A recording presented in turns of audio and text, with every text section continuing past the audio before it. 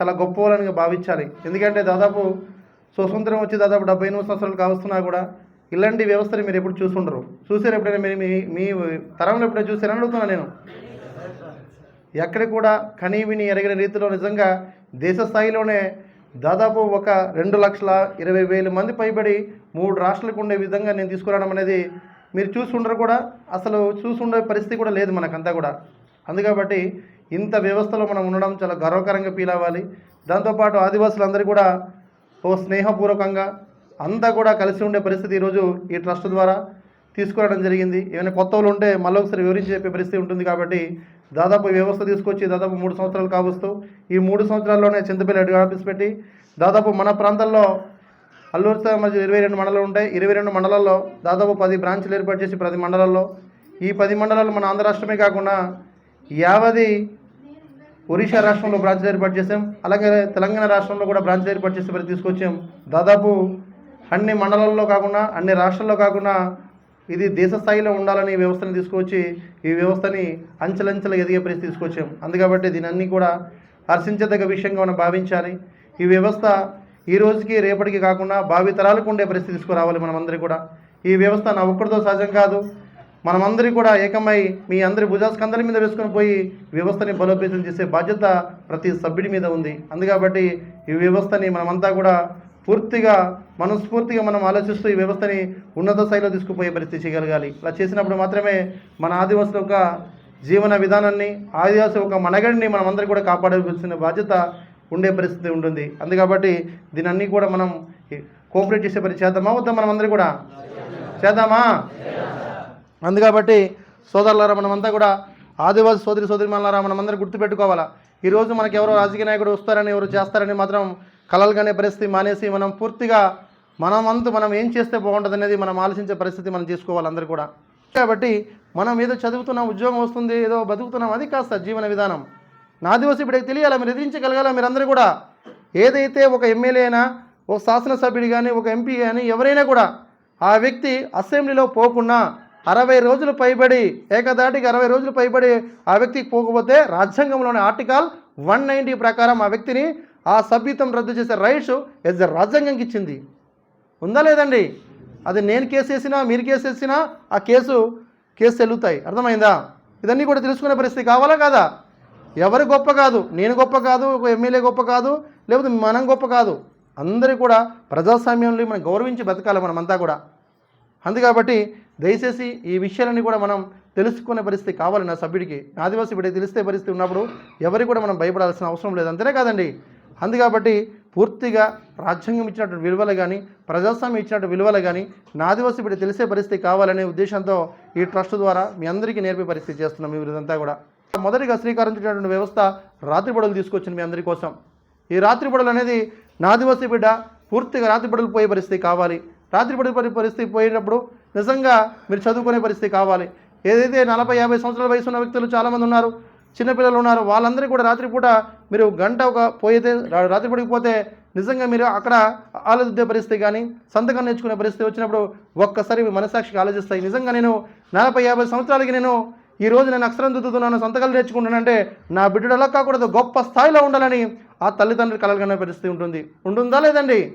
Compulsory ఉంటుంది. అందుకబట్టి అందులో కూడా మీరు నైట్ స్కూల్స్ పెట్టుకునే పరిస్థితి, రూల్స్ అండ్ రెగ్యులేషన్స్ ఏ మాదిరిగా ఉంటుందంటే పూర్తిగా మీరందరూ కూడా ఎవరైతే మీ గ్రామంలోని 7th పాస్ అయినా, 5th పాస్ అయినా, ఓ డిగ్రీ చదివిన, ఇంటర్మీడియట్ చదివిన ఎవడైనా ఖాళీగా ఉంటే ఆ పిల్లడిని టీచర్గా ప్రైవేట్ చేసుకోవాలి. మీరందరూ కూడా టీచర్గా ప్రైవేట్ చేసుకొని ఆ టీచర్కి కనీసం నెలకి మన ట్రస్ట్ ద్వారా ఎంతో కొంత గౌరవవేతనం ఇచ్చే పరిస్థితి తీసుకొచ్చాను. అలా సెలెక్ట్ చేసుకోవడం వల్ల ఆ టీచర్ని మీరు నిజంగా మీరు ఒక 30 మందో, 40 మందో, 10 మందో, 15 మంది ఉన్నా కూడా మీరందరూ కూడా టీచర్ని ప్రొవైడ్ చేసుకోవడం వల్ల ఆ టీచర్కి ఉండవలసిన రూల్స్ అండ్ రెగ్యులేషన్స్ ఏంటంటే 10th సర్టిఫికేట్, సో 10th అని కాదు, ఇంటర్ కాదు, డిగ్రీ కాదు, ఏం చదువుకున్నా కూడా ఆ చదువుకున్న సర్టిఫికేట్ కానీ, వాడు ఆధార్ కార్డు కానీ, వాడు రేషన్ కార్డు కానీ, వాడు బ్యాంక్ అకౌంట్ కానీ, అలాగే ట్రస్ట్లో సభ్యత్వం తీసుకున్న స్లిప్ కానీ ఇస్తే ఆ ఒక టీచర్గా ప్రొవైడ్ చేస్తాం. టీచర్గా ప్రొవైడ్ చేసిన తర్వాత ఆ గ్రామస్తులు ఎవరైతే ఉన్నారో, చదువు రానటువంటి వ్యక్తులు ఎవరైతే ఉన్నారో వాళ్ళందరికీ కూడా రాత్రి పడిపోతే చదువు చెప్పే పరిస్థితి ఆ టీచర్ చేస్తారు.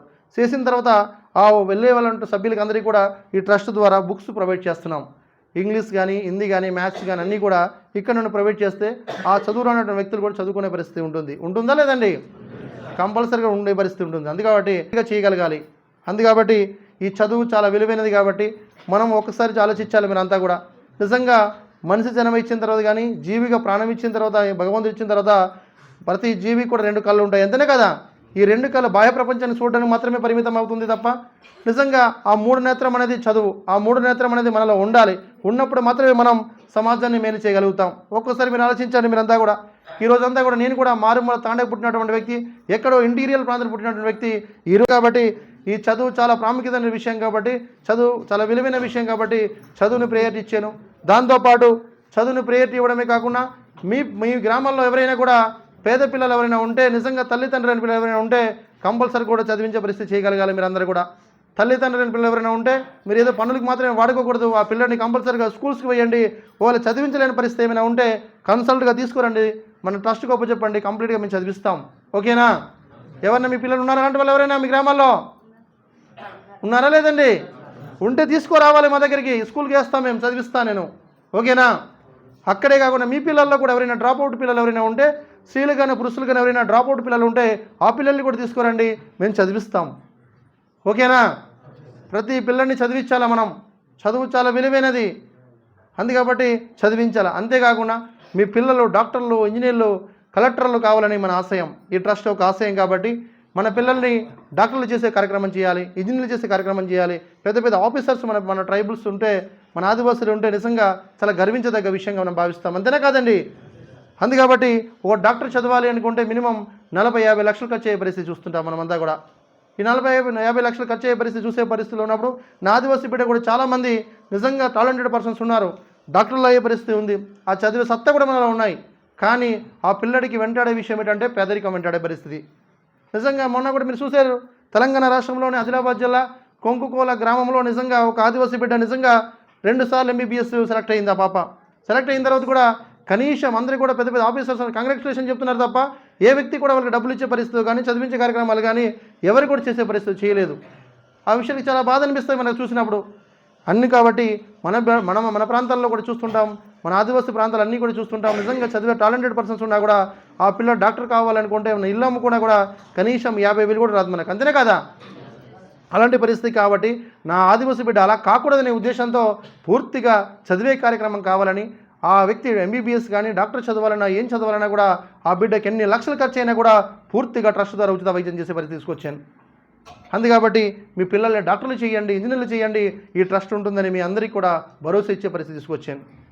అందుకబట్టి మీరందరూ కూడా చదివే బాటల్లో పట్టి మీ పిల్లల్ని చదివించాలి, డాక్టర్లు చదివించండి, అందరినీ కూడా ఇంజనీర్లు చేయండి. అందరికీ కూడా అక్కడికి ఆగిపోకుండా మన ఒక నిజంగా ఆదివాసీ బిడ్డలందరూ కూడా పెద్ద పెద్ద చదువులు చదివించే పరిస్థితి చేయాలా. సివిల్ సర్వీసెస్ ఏదైతే అడ్మినిస్ట్రేషన్ ఉందో ఐఏఎస్ ఐపీఎస్ ఆఫీసర్లు కావాలి, అయ్యే పరిస్థితి చేయాలి మనమంతా కూడా. అందుకబట్టి మీ పిల్లల్ని అందరినీ కూడా చెప్పే విషయం, ఎవరైనా కూడా మన పిల్లల్ని కూడా మోటివేట్ చేయగలగాల తల్లిదండ్రి కూడా మీరంతా కూడా. ఎందుకంటే మనిషి పుట్టిన తర్వాత 100కి ఒక మనిషి పర్సెంటేజ్ ఉంటే ఈ 100కి 50% అంతా కూడా ఆధారపడేది తల్లిదండ్రులు చెప్పేటువంటి విషయాలు పెట్టి. ఒక 50% ఉంటే టీచర్స్ ఒక 30%, ఓ 20% సమాజాన్ని చూసి నేర్చుకునే పరిస్థితి ఉంటుంది ఒక మనిషి. అందుకబట్టి మినిమం మీరు ఒక 50% మీ ఆధీనంలో ఉన్నప్పుడు మీరు కంప్లీట్గా మీ పిల్లవాడిని గొప్ప స్థాయిలో చెప్పాలి చిన్నప్పటి నుండే. బాబు ఇప్పుడు నీ కోసమే బతకూడదు, సమాజ శ్రేయస్సు కోసం, సమాజ అభివృద్ధి కోసం మీరు బతకాలని మీ పిల్లలకి చెప్పే పరిస్థితి వచ్చినప్పుడు నిజంగా పిల్లవాడు కూడా తల్లిదండ్రులు చెప్పినటువంటి విషయాలన్నీ కూడా నిర్దిష్టంగా వినే పరిస్థితి ఉంటుంది. అందుకబట్టి మీరు అందరినీ కూడా నేను చెప్పే సూచనల సలహాలు ఏంటంటే, తల్లిదండ్రిగా మనం ఉన్నప్పుడు మన పిల్లల్ని చెప్పాల్సింది కూడా నీ కోసం నేను బ్రతకూడదు, సమాజం కోసం బ్రతకాలి, సమాజానికి మేలు కోసం బ్రతకాలి బాబు నువ్వు అని నిజంగా తల్లిదండ్రులు చెప్పే పరిస్థితి వచ్చినప్పుడు ఆ పిల్లడికి అదే ఉండే పరిస్థితి ఉంటుంది. అది చెప్పాలి, అది తన కోసం తన బ్రతకూడదు, సమాజం కోసం బ్రతకాలా అంటే ఆ పిల్లడికి నేనేం కావాలనేది ఆలోచిస్తారు ఆ పిల్లడు కూడా. ఒక్కోసారి ఆలోచించాను, మనం భారతదేశాన్ని మనం పాలిస్తున్నటువంటి ప్రైమ్ మినిస్టర్ అయినా, రాష్ట్రాన్ని పాలిస్తున్నటువంటి చీఫ్ మినిస్టర్ అయినా, స్టేట్ పరిపాలిస్తున్నటువంటి మినిస్టర్ అయినా, మనమైనా ఎవరైనా కూడా ఈరోజంతా కూడా నిజంగా ఈ ఒక స్టాండ్ ఆఫ్ అయ్యే పరిస్థితి ఉన్నప్పుడు ఈరోజు అన్నీ కూడా మూల కారణం చదువుగా భావిస్తాం. ఎందుకంటే ఈరోజంతా కూడా ప్రైమ్ మినిస్టర్ అయినా ఎవరైనా కూడా పాలించేదంతా మనం అనుకుంటాం, దేశాన్ని పాలించేది ప్రధానమంత్రి అనుకుంటాం, రాష్ట్రాన్ని పాలించేది ముఖ్యమంత్రి అనుకుంటాం. కానీ వాళ్ళు పాలించేది కాదు సార్. వాస్తవాలు ఎవరైతే విద్యావంతులకు మాత్రమే సాధ్యమయ్యే పరిస్థితి అదంతా కూడా. ఆ విద్యావంతులు ఎవరంటే ఐఏఎస్ ఐపీఎస్ ఆఫీసర్లు మనం చూస్తుంటాం. మనంతా కూడా పూర్తిగా దగ్గరికి ఆలోచించాలి మీరంతా కూడా. ఐఏఎస్ ఐపీఎస్ ఆఫీసర్లు భారత భౌగోళిక పరిస్థితి కానీ, దేశం ఒక భౌగోళిక పరిస్థితి కానీ ఏ మాదిరిగా ఉంటుంది, ఆర్థిక పరిస్థితి ఏ మాదిరిగా ఉంటుంది, జీవన విధానం ఏ మాదిరిగా ఉంటుంది అనేది పూర్తిగా సంకీర్ణంగా నిర్దిష్టంగా ఆలోచించబడినటువంటి విషయాలు ఎవరంటే విద్యావంతులు. ఆ విద్యావంతుల్లో ఐఏఎస్ ఐపీఎస్ ఆఫీసర్లు ఉంటారు, సైంటిస్టులు ఉంటారు, పెద్ద పెద్ద విద్యావేత్తలు ఉంటారు. వీరందరూ కూడా చదువు బాటలు పట్టే పరిస్థితి ఉండే పరిస్థితిలోనే ఈ దేశం కానీ ప్రపంచం కానీ ముందడుగులో ఉండే పరిస్థితి ఉంటుంది. అందుకబట్టి మన పిల్లల్ని కూడా నిజంగా భారతదేశ భౌగోళిక పరిస్థితి కానీ దేశాన్ని పాలించేటటువంటి విషయాలన్నీ కూడా తెలుసుకునే పరిస్థితి కావాలంటే మన బిడ్డల్లో కూడా ఒక ఐఏఎస్ ఐపీఎస్ ఆఫీసర్లు కావాలి.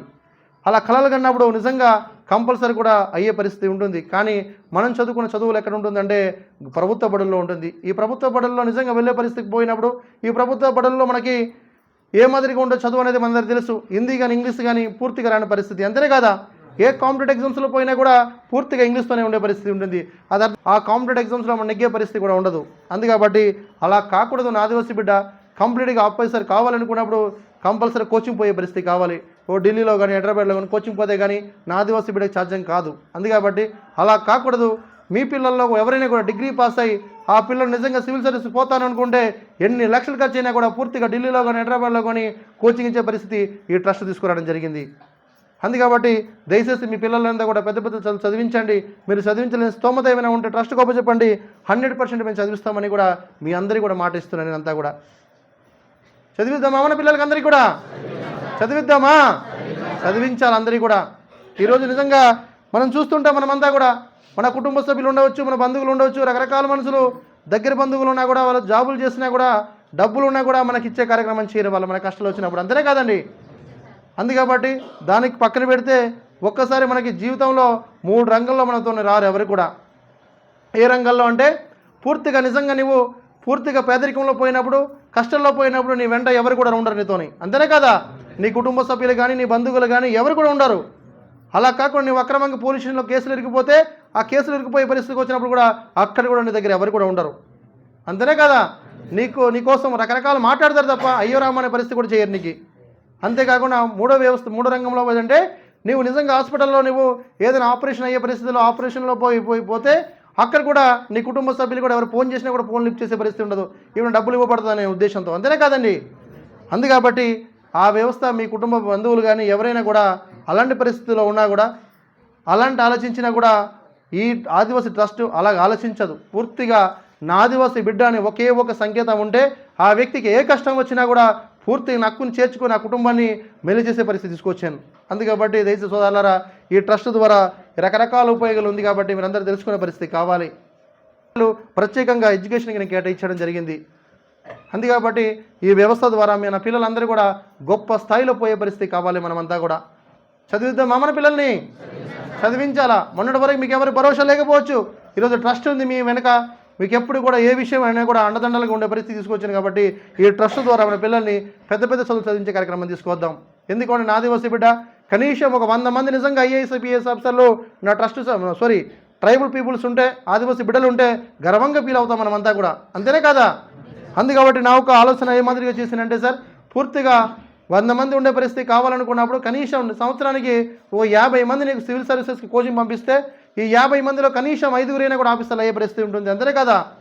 ఎందుకంటే ఇది రాష్ట్ర ప్రభుత్వం కేంద్ర ప్రభుత్వం మాదిరిగా ఏదో పోస్టింగ్ తీస్తారా లేదా అనేది ఒక సంకీర్ణమైనటువంటి మనకు ఆలోచన ఉండవచ్చు. కానీ అలా కాకుండా నిర్దిష్టమైన ఆలోచన ఏంటంటే పూర్తిగా సంయుక్త పాలనటువంటి విషయాలు, సివిల్ సర్వీసెస్ ఒకటి, అలాగే బ్యాంకులు కానీ అలాగే కోర్టులు కానీ ఇదన్నీ కూడా సంయుక్త పాలన. ఈ సంయుక్త పాలన భాగంగా ప్రతి సంవత్సరానికి ప్రతి ఏడాది కూడా పోస్టులు తీస్తారు, సివిల్ సర్వీసెస్ పోస్టులు, ఐఏఎస్ ఐపీఎస్ పోస్టులు.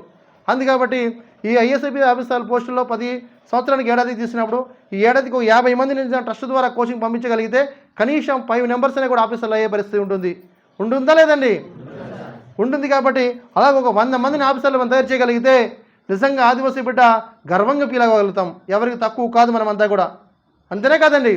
అందుకబట్టి మనమందరి కూడా మీ పిల్లల్ని ఎవరైనా కూడా నిజంగా డిగ్రీ పాస్ అయ్యి ఆ పిల్లడు చదవాలనుకునే ఒక జిజ్ఞాస పట్టుదల ఆ వ్యక్తికి ఉన్నట్లయితే ఆ పిల్లడిని తీసుకురండి. మేము కోచింగ్ పంపించి ఆ పిల్లడిని ఆఫీసర్ చేసే పరిస్థితి తీసుకొస్తాం. మేమంతా కూడా చేద్దామా మనమంతా కూడా.